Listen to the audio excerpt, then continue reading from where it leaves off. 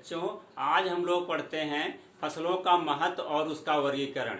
जानते हैं फसल शब्द जो होता है, क्रॉप जो होता है, देखिए जब अगर थोड़ा सा इतिहास में जाएं तो देखिए इंसान जो था पहले शुरू शुरू में आखेटक था, शिकारी था, लेकिन बाद में वो धीरे धीरे खेती करना बहुत सालों बाद, करीब देखा जाए तो हमारे इतिहासों में मिलता है करीब वो 9000 साल पहले, 9000 बीसी कहते हैं इसको, बिफोर क्राइसिस, यानी ईस्वी शुरू होने से पहले करीब 9000 बीसी जो है, उस समय ये होता है इंसान क्या था, ये खेती करना शुरू किया। 8700 बोलते हैं, लगभग 900, लगभग जो है लगभग 9000 वर्ष। वो धीरे धीरे क्या किया, पशुओं को पालना शुरू हो गया। सबसे पहले उसने भेड़ पाला, फिर बकरी पाला, फिर बाद में धीरे धीरे गायों को और जो है अन्य जीव जंतुओं को, भैंसों को और सुअरों को धीरे धीरे पालना शुरू किया। तो उसके बाद जो खेती हमारी देखी जाए कब शुरू हुई, पहले पशुपालक था, वो आखेटक था। आखेटक जो आखेटक या हंटर से क्या बना, वो पशुपालक बना, और पशुपालक से धीरे धीरे क्या बन गया वो, फिर अंत में जो है कि गैदरिंग करने लगा। अनाज जो कहीं कहीं उसको अनाज के दाने दिख जाते थे, उसको जब खाता था तो उसको कुछ स्वादिष्ट लगते थे, तो उसको गैदरिंग करने लगा, इकट्ठा करना शुरू किया। इकट्ठा करते देखे हुए कहीं के बीज जम रहा है, जमने के बाद उसको फिर उसने इस्तेमाल किया, तो फिर बार बार बीज को बोने लगे। तो खेती करना वो करीब 7500 बीसी में वो लगभग खेती करना शुरू किया। लगभग जो खेती हमारी शुरू हुई, सबसे पहले उसने क्या किया, गेहूं और जौ की खेती सबसे पहले शुरू की गई, यानी व्हीट एंड बार्ली की खेती सबसे प्रारंभ की शुरू में इसी के मिलता है। और जो अवशेष भी हमको देखिए, जो गेहूं का अवशेष अभी तक जो मिले हुए हैं, इराक का एक शहर है जारमो, ये जारमो एक गांव है, जारमो इराक में है ये। वहां पर सबसे पहले देखा जाए तो करीब 6700 वर्ष पूर्व वहां पर गेहूं के जो अवशेष पाए गए हैं, तो सबसे पुराना अवशेष हमारे पास वही है, जारमो इराक में। तो सबसे पहले इंसान गेहूं और जो खेती शुरू किया, उसके बाद धीरे धीरे अन्य फसलों को, फिर मक्का और अन्य फसलें बोना धीरे धीरे वो शुरू किया।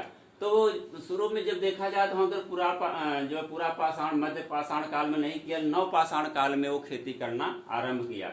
जो फसलों का महत्व, तो फसल हम जानते हैं कि इसका क्या महत्व है। देखिए पृथ्वी पर जितने भी जीवधारी जीव जंतु पाए जाते हैं, उनका प्रत्यक्ष या अप्रत्यक्ष रूप से जीवन पौधों पर ही निर्भर है। अगर पौधे न होते तो पृथ्वी पर जीवन असंभव था। तो पौधे हमें क्या, देखिए मुख्य रूप से हमें ऑक्सीजन देते हैं और क्या देते हैं, भोजन देते हैं। अगर सब पौधे नष्ट हो जाएं तो हमारा जीवन भी यहाँ पृथ्वी पर से नष्ट हो जाएगा।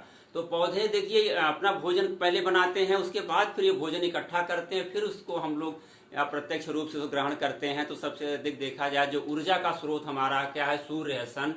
सूर्य से पौधे क्या करते हैं, जो सूर्य की ऊर्जा होती है, पौधे उसको प्रकाश संश्लेषण क्रिया के द्वारा उस सूर्य की ऊर्जा को रासायनिक, अपने अंदर रासायनिक ऊर्जा के रूप में इकट्ठा करते हैं। वो चाहे आप प्रोटीन हो, चाहे वसा हो, चाहे कार्बोहाइड्रेट, खनिज लवण और विटामिन वगैरह, सब अपने अंगों में अलग अलग सब पौधों का महत्व है। तो अंत में जो होता है अपने उसकी अनाज या दाने के रूप में, उसमें जाकर फल के रूप में उसको इकट्ठा करते हैं, जिसको मनुष्य ग्रहण करता है भोजन के रूप में, तो उसको ऊर्जा मिलती है। इसके अलावा जो ऑक्सीजन, जो प्रकाश संश्लेषण क्रिया है, तो ऑक्सीजन वो छोड़ता है और कार्बन डाइऑक्साइड को ग्रहण करता है। तो वो ऑक्सीजन हमें पौधों से ही प्राप्त होती है। तो बिना ऑक्सीजन और भोजन के जीवन संभव नहीं, इसलिए पौधों का हमारे जीवन में बहुत अधिक महत्व है। तो फसल क्या होती है, तो यहाँ किसको हम लोग क्रॉप कहते हैं। इसको जाने crop, what is crop. Crop क्या है, क्रॉप देखा जाए तो पौधों का एक समूह है। एक पौधे सभी होते हैं लेकिन उसको फसल नहीं कर सकते हैं, यानी पौधों का वह समूह है जो मनुष्य अपने उपभोग के लिए उसको किसी निश्चित क्षेत्र में उगाता है, उसी को हम लोग फसल कहते हैं।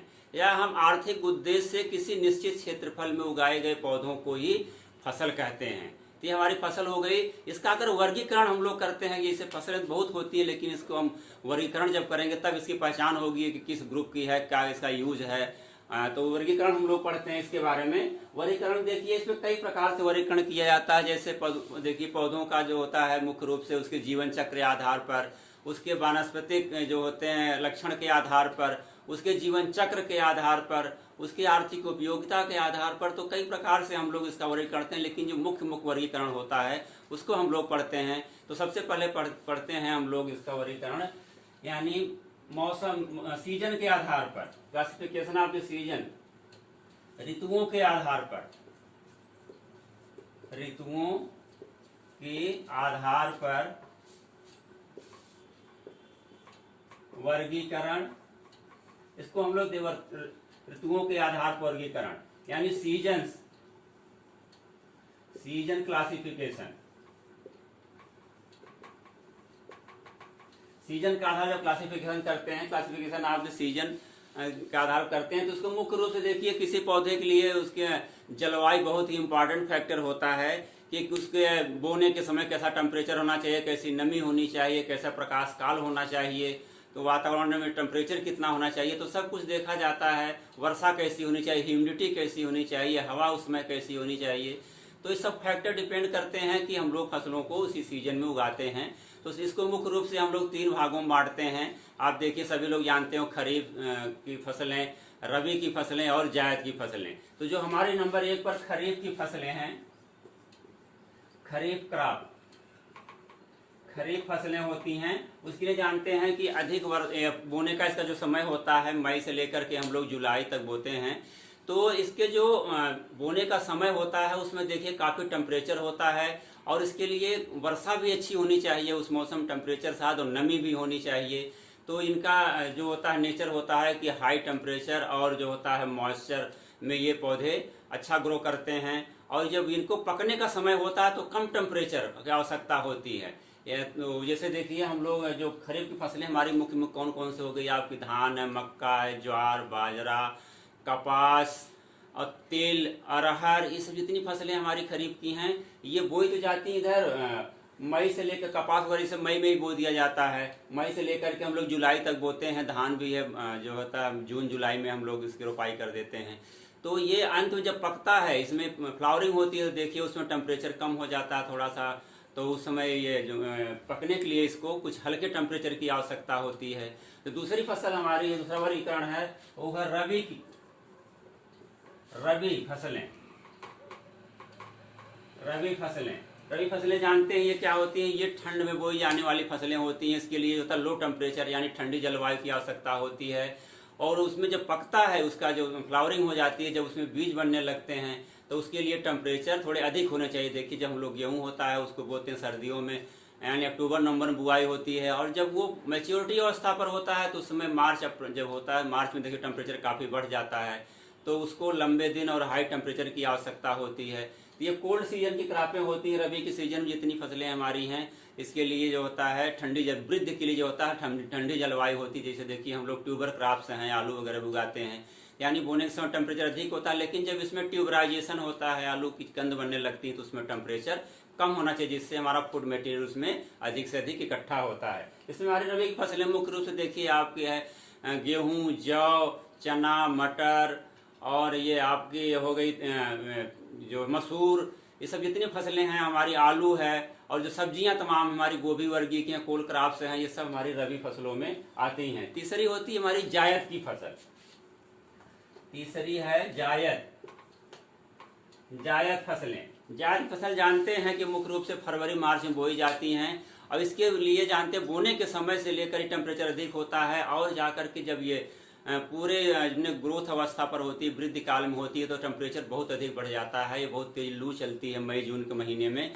उस समय भी ये पौधा अपने आप को सर्वाइव कर जाता है, और अधिक जो है पानी की आवश्यकता भले होती है, लेकिन इसकी जो क्वालिटी होती है अधिक टेम्परेचर ये पौधे लाइक करते हैं, उसमें अपना वृद्धि करते हैं और उत्पादन भी अच्छा देते हैं। तो ये हमारी जो जायद की फसलें होती हैं उसे मुख्य रूप से आप जो खीरा, ककड़ी, आपका पंपकिन या जो है सीताफल या गंगा फल जिसको हम लोग कहते हैं, लौकी है, तो रही है, भिंडी है, ये सब फसलें हम लोग, तरबूज है, खरबूज है, जायद में उगाते हैं। तो ये हमारा हो गया पहला वर्गीकरण, ऋतुओं के आधार पर वर्गीकरण। अब हम लोग दूसरा वर्गीकरण करते हैं। दूसरा वर्गीकरण देखिए हम लोग करते हैं इसके जीवन चक्र के आधार पर, यानी इसका जीवन चक्र कितने दिन पूरा हो जाता है। जानते हैं कि सभी फसलें होती हैं उसका एक जीवन निश्चित होता है। तो कुछ फसलें होती हैं 1 वर्ष में ही अपना जीवन चक्र पूरा कर लेती हैं, कुछ 2 वर्ष में होती हैं, और कुछ जो होती हैं कई वर्षों में अपना जीवन चक्र पूरा करती हैं।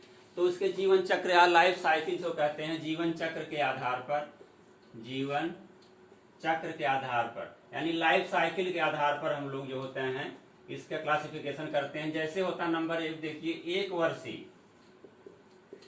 वर्षीय जो फसलें होती हैं हमारी, एक वर्षीय या एनुअल क्रॉप के नाम से हम लोग जानते हैं इसको, एनुअल क्रॉप।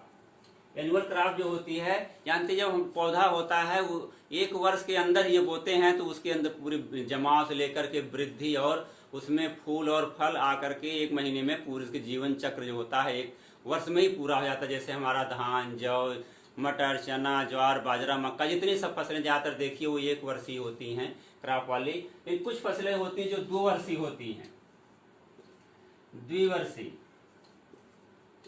बाइनियल, द्विवर्षीय फसलें जो होती हैं इसको बाइनियल बोलते हैं। ये होती है क्या, पहले वर्ष में ये पौधे अपना वृद्धि करते हैं, धीरे धीरे वृद्धि करने के बाद फिर उसमें दूसरे वर्ष जाकर इसमें फ्लावरिंग और फ्रूटिंग जो होती है, फूल और फल आते हैं, तो हमारी फसलें होती बाइनियल। जैसे देखिए उसमें हमारी आती है शुगर बीट, चुकंदर होता है, जो चुकंदर होता है ये 2 वर्षीय होता है। पहले वर्ष उसकी वृद्धि होती है, दूसरे वर्ष जाकर के इसमें फल और जो होते हैं फूल और फल आते हैं, तो 2 वर्षीय होता है। और जो तीसरा है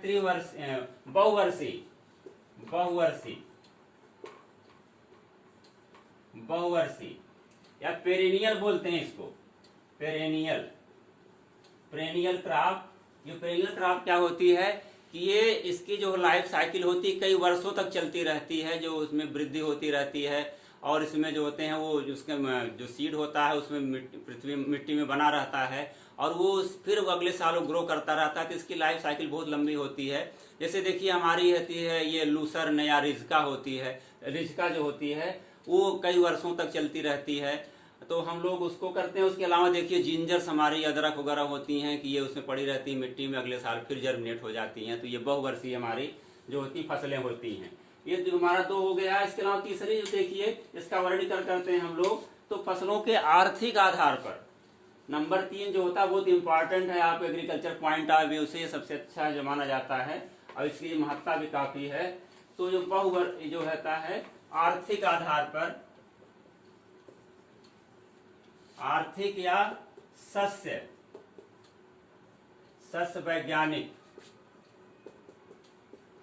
वैज्ञानिक वर्गीकरण, आर्थिक इकोनॉमिक या एग्रोनॉमिकल इसको कहते हैं, इकोनॉमिक और एग्रोनॉमिकल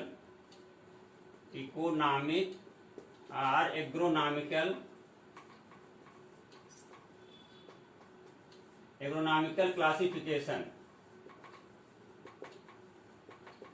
ये हमारा हो गया मुख्य। ये ज्यादातर ये इंपॉर्टेंस है हमारे लिए, बहुत ज्यादातर इसको क्लासिफिकेशन ज्यादा मान्य भी है। तो इसको इकोनॉमी जानते हैं कि पौधे को हम लोग उगाते हैं तो किसी न किसी उद्देश्य से उगाते हैं, उसके जिस तरह से उद्देश्य में इसको उपयोग करते हैं इसी आधार पर हम लोग इसका वर्गीकरण करते हैं। इसको हम लोग कई भागों में बांटते हैं। देखिए नंबर 1 जैसे देखिए हमारी होती है अनाज की फसलें, अनाज की फसलें जो होती हैं इसको कहते हैं सीरियल क्रॉप। सीरियल क्रॉप जानते हैं कि हमारी जो होती है सीरियल क्रॉप क्या विशेषता होती है। जो सीरियल क्रॉप इसके पीछे थोड़ा सा हम बताएं, एक कहानी भी जुड़ी हुई है। सीरस एक शब्द होता है, सीरस। ये सीरस क्या है, ये रोमन शब्द है। रोमन शब्द जानते हैं कि रोमन में वहां पर जो सीरस हैं वो एक अनाजों की देवी मानी जाती हैं, गॉड्स ऑफ सीरियल्स बोली जाती हैं, अनाजों की देवी,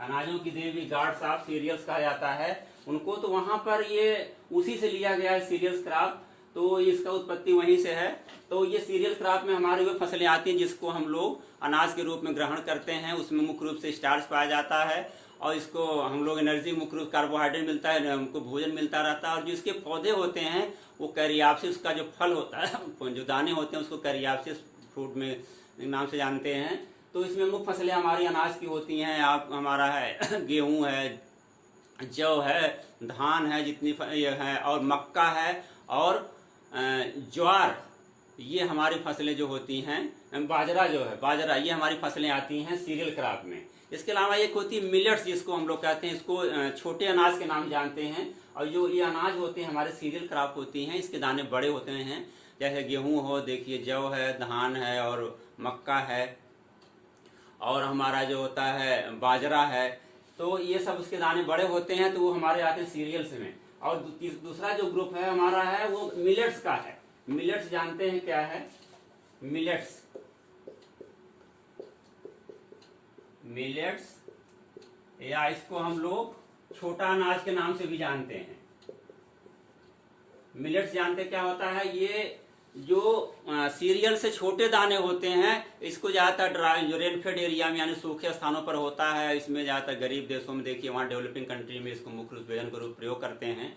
तो अनाज जो छोटे होते हैं हमारा, इससे कोदो है, सावा है, मडुगा है, ये सब जितने हैं। और ये हमारा जो होता है बाजरा, जो है बाजरा भी उसी में आता है। बाजरा, सावा, मड़ुआ, कोदो, ये सब जितने होते हैं हमारे मिलेट्स में आते हैं, यानी छोटे अनाज में आते हैं।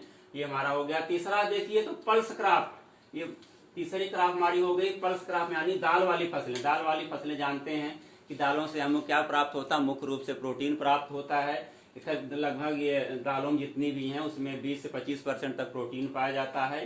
प्रोटीन का मुख्य स्रोत भी होती है, जिसको पल्स क्रॉप्स के नाम से हम लोग जानते हैं। पल्स क्रॉप, पल्स क्रॉप में जानते हैं कौन कौन सी हमारी हैं? चना, मटर, अरहर, उर्द, मूंग, मसूर, जितनी भी हैं ये सब पल्स क्रॉप में आती हैं और हमारे प्रोटीन के मुख्य स्रोत होती हैं। इसके बाद आती हैं हमारी तिलहन की फसलें, ऑयल सीड क्रॉप।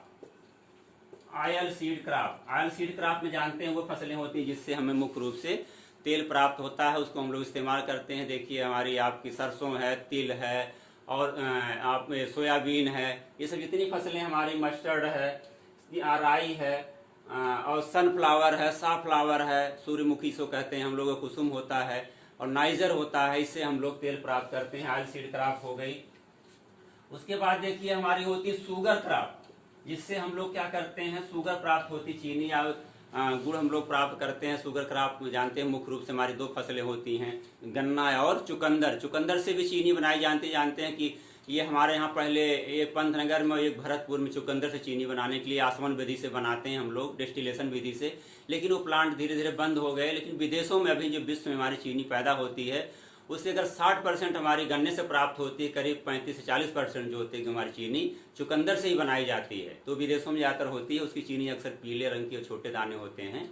तो हमारी शुगर क्रॉप्स हो गई। इसके अलावा देखिए इसमें हमारी और हैं रेशे की फसलें, जिससे हम लोग रेशा जानते हैं कि हम लोग कपड़े पहनते हैं, वो कहाँ से प्राप्त होते हैं? हमें फसलों से ही प्राप्त होते हैं। तो इसको बोलते हैं फाइबर क्रॉप्स। फाइबर क्रॉप में देखिए काटन, जो कपास होता है, इससे हम लोग कपड़े मुख्य रूप से बनाते हैं। आपका पटसन हो गया, सनई हो गई, और फ्लैक्स होता है, जानते हैं एक अलसी होती है, अलसी की जो होते उसके तने से भी हम लोग रेशे निकालते हैं। तो ये हमारी होती फाइबर क्रॉप्स होती हैं। और एक होता है फॉडर क्रॉप्स, यानी चारे की फसल। फॉडर क्रॉप्स क्या होती है जानते हैं? ये पशुओं को हम लोग चारे के लिए मुख्य रूप से उगाते हैं, जैसे ज्वार, बाजरा है, बरसीम है, लूसर्न है, जितनी भी हैं सब वो फॉडर क्रॉप्स होती हैं। इसके अलावा भी देखिए और फसलें हमारी हैं उद्दीपक फसलें। उद्दीपक फसलें क्या होती हैं? यानी जो स्टिमुलेंट करती हैं, जानते हैं उसमें हमारी सब आती हैं उद्दीपक, उद्दीपक यार स्टिमुलेंट।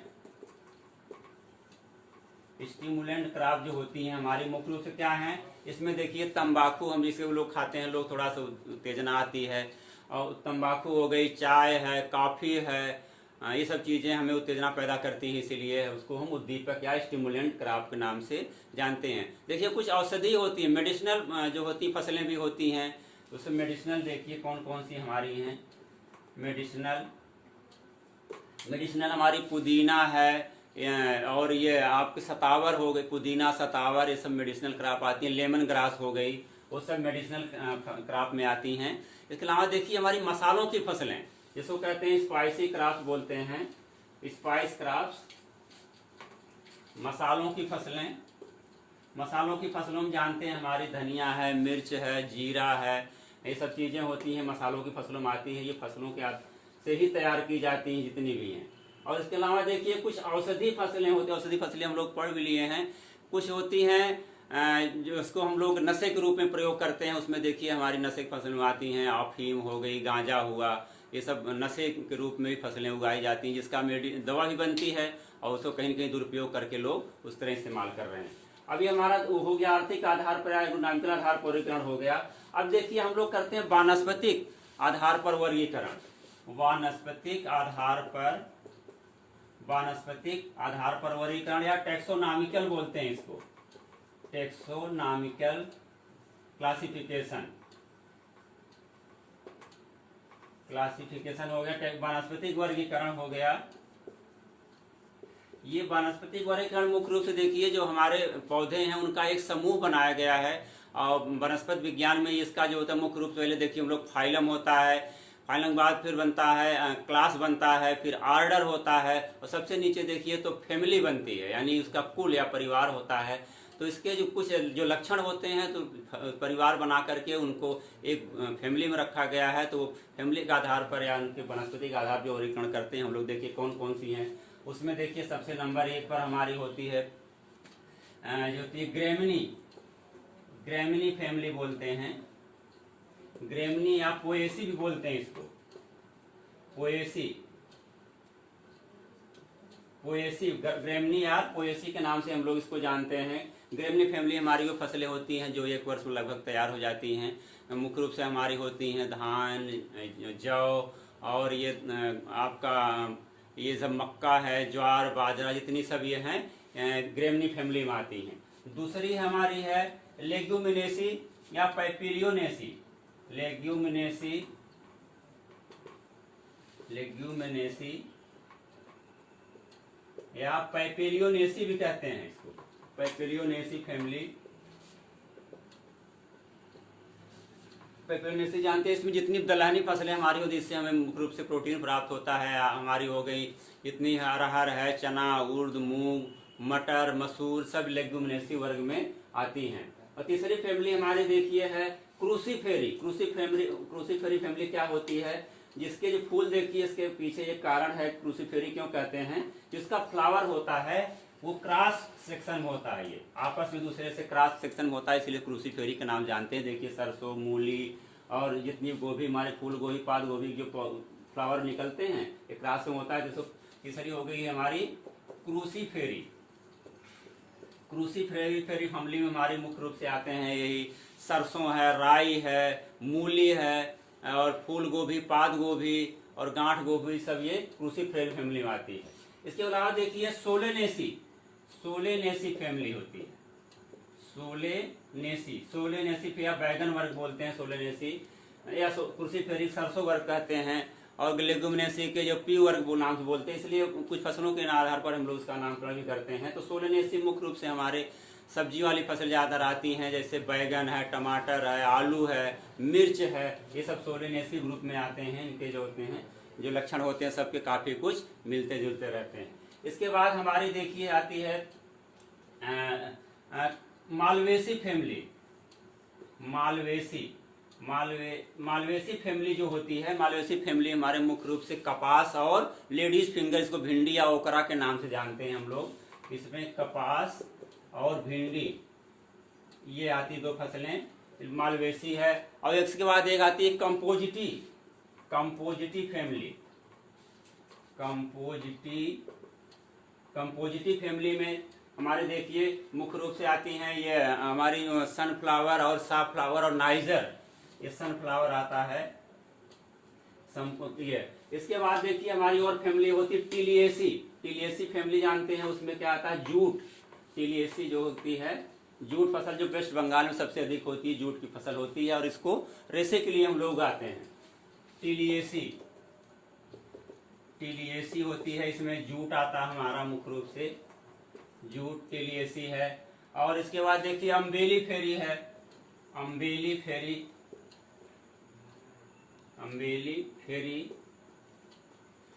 फेरी में आती है हमारी जितनी भी धनिया है, गाजर है, इसमें धनिया और गाजर आती है मुख्य रूप से, धनिया, गाजर और जीरा, ये हमारी अम्बेली फेरी में आती हैं। एक होता है लिलिएसी, देखिए लिलिएसी होती है, लिलिएसी हम आती है ओनियन, प्याज, ओनियन एंड गार्लिक, ये हो गई यानी एंग्रालिक होती है। एक होती है कानवुलेसी फैमिली। कानवुलेसी देखिए ये है कानवुलेसी फैमिली जो होती है, इसमें मुख्य शुगर बीट हमारी चुकंदर होती है, ये होती है स्वीट पोटैटो, इसको कहते हैं हम लोग स्वीट पोटैटो। स्वीट पोटैटो जो होती है वो कानवुलेसी फैमिली की है, स्वीट पोटैटो। ये हमारी फैमिली हो गई सब। एक होती है पिडेलिएसी जिसमें तिल आती है। तिल जानते हैं कि इसको हम लोग बोलते हैं जुलाई में, बोलते हैं जून जुलाई में। तिल से बहुत काम आती है, हमारी शुभ मानी जाती है शुभ कार्यों में, और इससे जो होते हैं लड्डू बना के बेचते हैं। तो हमारे पिडेलिएसी फैमिली हो गई। तो यह हो गया वनस्पतिक आधार पर वर्गीकरण हो गया। और जो इसके बाद का वर्गीकरण हम लोग देखते हैं मुख्य रूप से स्पेशल, उसके विशेष उपयोगिता के आधार पर इसका वर्गीकरण हम लोग करते हैं। विशेष उपयोगिता क्या होती है, देखिए फसलों की स्पेशल यूटिलाइजेशन, ये होता है स्पेशल यूटिलाइजेशन।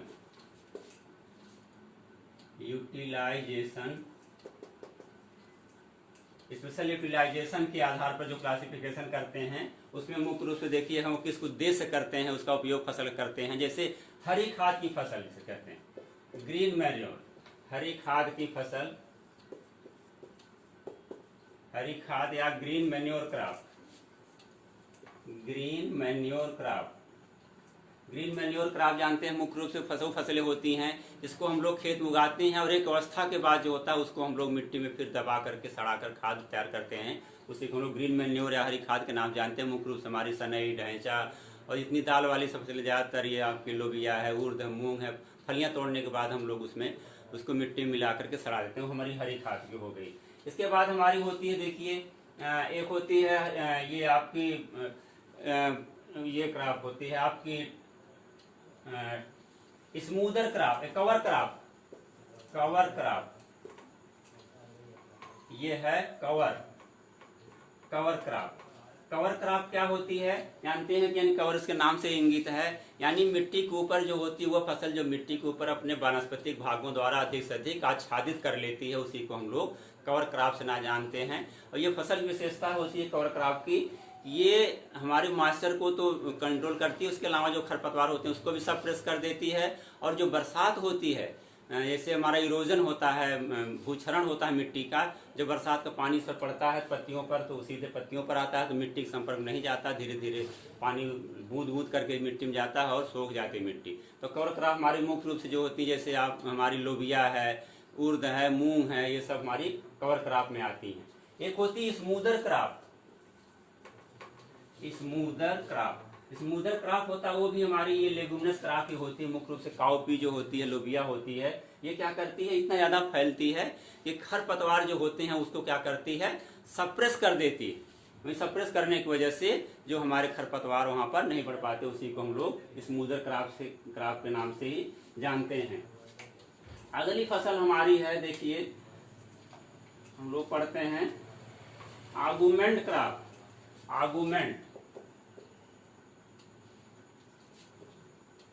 आर्गुमेंट क्रॉप क्या होती है, आर्गुमेंट क्रॉप वे क्रॉपें होती हैं जो कि हमारी जो एक मेन फसल होती है उसका उत्पादन बढ़ाने के लिए उसके साथ में दूसरी फसल भी बो दी जाती है, उसी का हम लोग आर्गुमेंट क्रॉप के नाम से जानते हैं। जैसे देखिए हम लोग बरसीम बोते हैं तो पहले कटिंग बरसीम अगर केवल प्योर बोई गई है तो उसका हरा चारा क्रम प्राप्त होता है। इसके लिए हम लोग जापानी सरसों बो देते हैं, जापानी सरसों प्लस बरसीम ये बो देते हैं।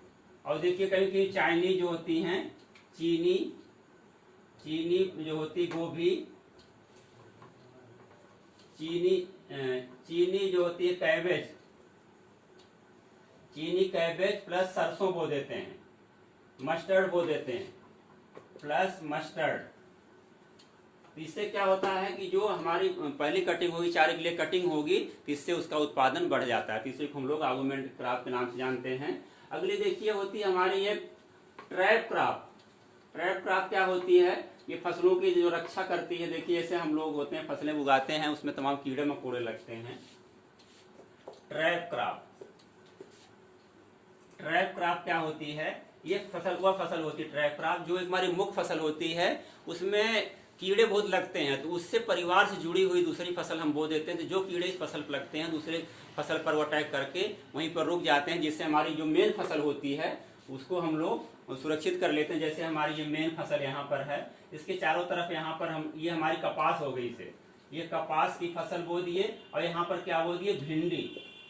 जो लाल कीड़ा होता है तो यहाँ मेन कपास पर नया आकर के क्या हुआ, इसी भिंडी वाली फसल पर ही केवल रह जाता है, जिससे हमारी जो मेन फसल होती है सुरक्षित होती है। इसलिए इसको हम लोग ट्रैप क्रॉप कहते हैं। एक होती है गार्ड क्रॉप। गार्ड जानते हैं, जिसे आप नाम से इंगित है, उसकी सुरक्षा के लिए होता है। जैसे देखिए हम लोग गन्ने के चारों तरफ क्या बो देते हैं, पटसन। गार्ड क्रॉप,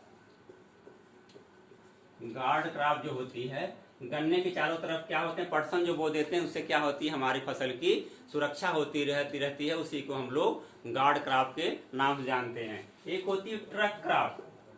ट्रक क्रॉप क्या है, ट्रक क्रॉप वह क्रॉप होती है, यानी जो फसलें देखिए कुछ जो सब्जी वाली फसलें होती है कई टन में जो होता है उत्पादन करती हैं, तो उसको हम लोग मुख्य रूप से गाड़ियों में भर करके उसको बाजार को ले जाते पहुंचाते हैं, इसीलिए उसको हम लोग ट्रक क्रॉप से ना जाने। जैसे अब देखिए आलू है, भिंडी है, इससे जितने कुकुरबिटेसी फैमिली के हैं, पंपकिन है, एक बॉटल गार्ड, लौकी है, सब चीज़ें हम लोग जो मार्केट ले जाते हैं बहुत अधिक मात्रा में उत्पादन होने की वजह से, इसलिए उसको हम लोग ट्रक क्रॉप कहते हैं। एक जो इम्पॉर्टेंट हमारी होती है कैश क्रॉप।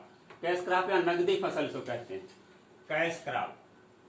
ये कैश क्रॉप जो होती है, कैश क्रॉप मुख्य रूप से देखिए वो फसल होती है जिसको किसान अपने आर्थिक लाभ के लिए सीधे खेत से ही उसको अपना बेच देता है, उसी को हम लोग कैश क्रॉप करते हैं। उससे पैसा प्राप्त करता है और अपने तमाम अन्य कार्यों के लिए उसको उपयोग करता रहता है। तो कैश क्रॉप हमारी मुख्य रूप से हो गई, गन्ना हो गई, आलू हो गई, तंबाकू हो गया, ये सब फसलें कैश क्रॉप में आती हैं। जैसे पोटैटो हो गई, शुगर केन, और जो होता है टोबैको। सरसों को भी कहेंगे किसान खेत से ही अपना मड़ाई करके वहीं बेच देता है, लेकिन हमारी मुख्य रूप से ये फसलें होती हैं कैश क्रॉप में आती हैं। और फसलें इसमें देखिए हमारी हैं कुछ और फसलें, इसे एले क्रॉप होती है। एले क्रॉप क्या होती है, एले क्रॉप, ये एले क्रॉप क्या होता है, एक गैलरी होती है। जैसे सपोज दैट ये हमारी है, ये फसल है, यहाँ पर हमारे पेड़ लगे हुए हैं, पेड़ लगाते हैं, इसमें ऐसे पेड़ लगाते हैं जो इस पर लेग्यूमिनस फैमिली के होते हैं। जैसे सुबबूल होता है देखिए, और वो दलहनी होता है, उसमें पत्तियां भी खूब होती हैं, फलियां पशुओं के लिए उसके चारा भी बनाते हैं, और उससे जो पत्तियां सड़ती हैं, फलियां गिरती हैं, तो वहाँ खाद भी बनती है, यानी मिट्टी को उत्पादक बनाती है। यानी दो लाइनों के बीच में जो जगह होती है, जो सैड लविंग प्लांट जो होते हैं, यानी उसको छाया को भी पौधे अपने आप को रख के सर्वाइव कर सकते हैं। जैसे हमारी छाया में मुख्य रूप से फसल होती है, अदरक हो गई, हल्दी हो गई, ये सब सैड लिविंग प्लांट है, यानी छाया में रहना ऊंचे अच्छा पसंद करती हैं। तो इसके बीच में जब हम लोग यहाँ पर बो देते हैं ये अपनी सैड लिविंग प्लांट, जैसे जिंजर या अदरक या हल्दी बो देते हैं, तो इसी को हम लोग एले क्रॉपिंग होती है। और इससे जो होता है इसका पोषण भी होता रहता है और इसको पर्याप्त मात्रा में नमी भी बने रहती है। ये हमारी एले क्रॉप हो गई। एक होती है एवेन्यू क्रॉप। एवेन्यू क्रॉप भी होती है। देखिए एवेन्यू क्रॉप क्या होती है, एवेन्यू क्रॉप जो होती है हमारे, देखिए जब हम लोग फार्म बनाते हैं, हमारे खेत होते हैं काफी जो होते हैं बड़े होते हैं, वहाँ फार्म हाउस होता है, तो उसमें क्या होती है, रोड होती है। यानी रोड के किनारे किनारे जब हम लोग पेड़ लगाते हैं, इसे पॉपुलर लगा देते हैं, कुछ लोग यूलिप्टस लगा देते हैं, और इस तरह से लगा देते हैं, तो इसी को हम लोग क्या कहते हैं, एवेन्यू क्रॉप के नाम से जानते हैं। ये हमारे हो गया विशेष वर्गीकरण के आधार पर, ये फसलों का हो गया चुनाव कर लिए हम लोग। तो ये हमारा जो फसलों का वर्गीकरण यहीं पर समाप्त होता है। तो आज हम लोग इसके बारे में विस्तार से अध्ययन कर लिए। तो अब ये क्लास को समाप्त करते हैं, अगले क्लास में हम लोग फिर मिलेंगे। धन्यवाद।